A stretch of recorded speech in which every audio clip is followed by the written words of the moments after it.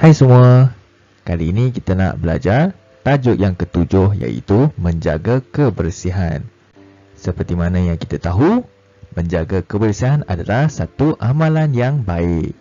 Jadi tanpa melengahkan masa, jom kita tengok apakah isi kandungan dalam tajuk ini. Dalam tajuk ini kita akan belajar perkataan baru, petikan dan contoh ayat baru. Perkataan baru untuk tajuk ini. Yang pertama ialah洗手. 洗手. 洗手. 洗手 bermaksud cuci tangan. 手 bermaksud tangan. Perkataan ini kita telah belajar dalam tajuk anggota badan saya. Manakala si pula ialah cuci. Di sini perlu diberikan perhatian lebih terhadap nada yang ketiga dan nada yang ketiga ini. Apabila terdapat dua perkataan yang mempunyai nada yang ketiga seperti ini, kita perlu menyebutnya dalam bentuk nada kedua dan ketiga. Si, shou. Si, shou. Kenapa kita tak sebut nada yang ketiga dengan yang ketiga seperti yang tertulis ini? Ini adalah disebabkan apabila kita menyebut nada yang ketiga dan ketiga, si, shou, ianya tidak sedap didengari. Perkataan yang kedua ialah angcang. Angcang. Angcang. Angcang bermaksud kotor. Kemudian yang ketiga ialah xian. Xian. Xian. Xian. Di sini nada yang pertama kita perlu membunyikan nada yang mendatar. Xian. Xian. Xian bermaksud dahulu ataupun terlebih dahulu. Kemudian ye. Ye. Ye. Ye bermaksud juga. Di sini penekanan diberikan terhadap bunyi huruf i. Ye. Ye. Kita menyebut perkataan ini seolah-olah kita sebut yay. Begitu. Petikan untuk tajuk ini. Si, shou. Si, shou. Si bermaksud cuci. Shou bermaksud tangan. Cuci tangan. Fan qian xian yao xi shou. Fan qian xian yao xi shou. Fan bermaksud makanan. Tetapi dalam situasi ini kita menggunakan maksud ringkasannya iaitu makan. Kemudian qian. Qian pula bermaksud sebelum. Kemudian xian dahulu. Yao bermaksud nak, hendak ataupun perlu. Si shou. Si shou pula bermaksud cuci tangan.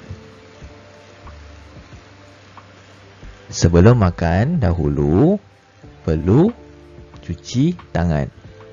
Kalau kita tanya kenapa struktur ayatnya berbeza dengan bahasa Melayu, ini adalah disebabkan struktur ayat bahasa Mandarin memang ditetapkan begini.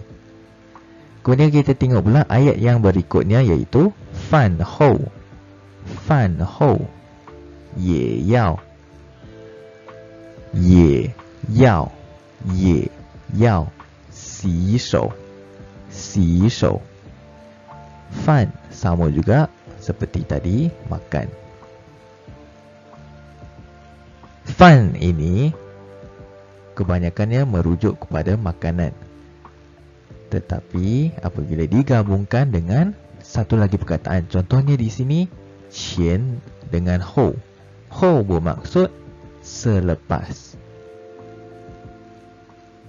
Jadi dari segi logiknya, apabila kedua-dua perkataan ini digabungkan, contohnya sebelum makanan.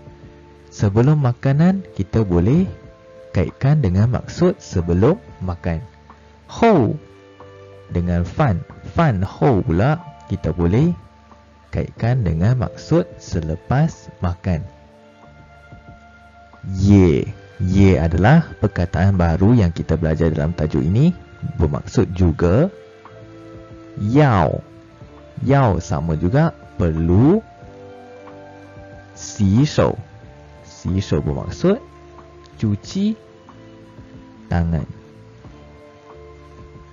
Jadi maksud petikan yang ringkas ini ialah cuci tangan sebelum kita makan, perlu cuci tangan terlebih dahulu, dan selepas makan juga perlu cuci tangan.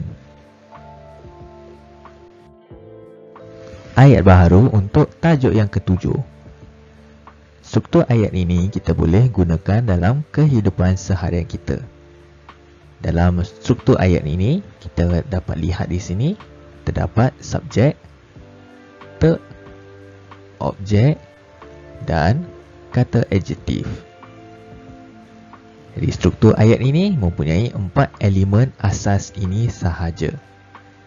Subjek kita boleh gantikan dengan perkataan seperti 我 yang bermaksud saya, 你 bermaksud awak, 他们 bermaksud mereka, 姐姐 bermaksud kakak, manakala te bermaksud punya. Objek pula kita boleh gantikan dengan perkataan seperti 手 bermaksud tangan, 衣服 衣服 衣服 bermaksud baju, 橙汁 橙汁 bermaksud jus oren, dan 椰浆饭 椰浆饭 bermaksud nasi lemak. Manakala untuk kata adjektif pula, kita boleh gantikan dengan perkataan seperti 肮脏 肮脏 肮脏 bermaksud kotor, 干净 干净 干净 bermaksud bersih,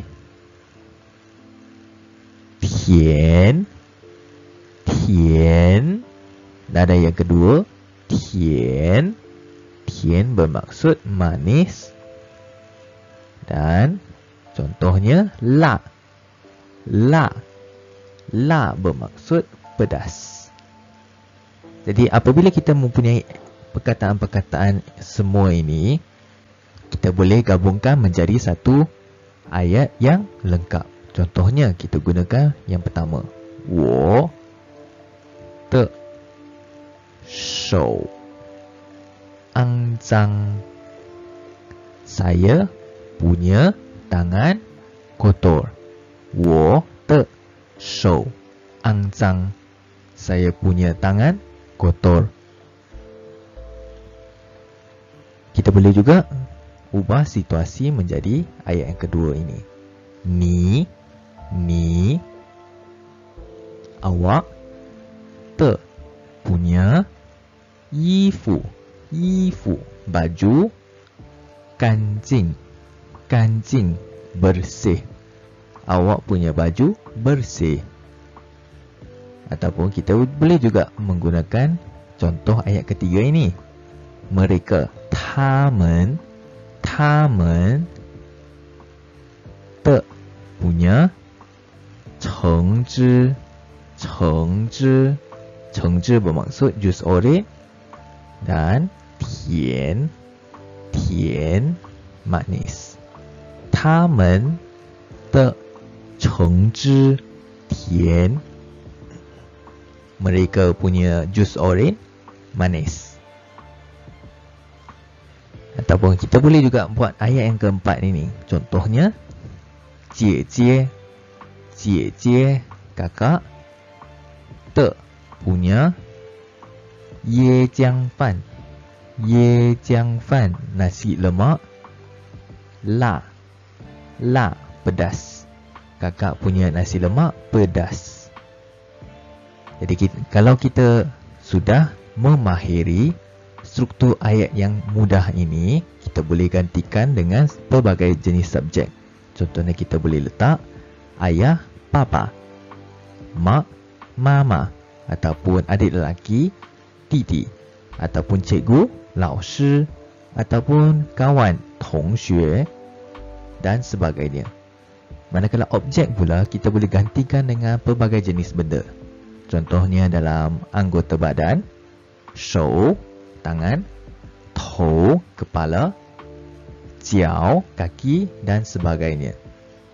Dan kata adjektif pula kita boleh letakkan. Contohnya di sini, kotor, bersih, manis, pedas, dan lain-lain. Jadi semestinya ayat sebegini kita boleh gunakan dalam kehidupan seharian kita. Itu sahaja tajuk ke-7 kita, iaitu menjaga kebersihan.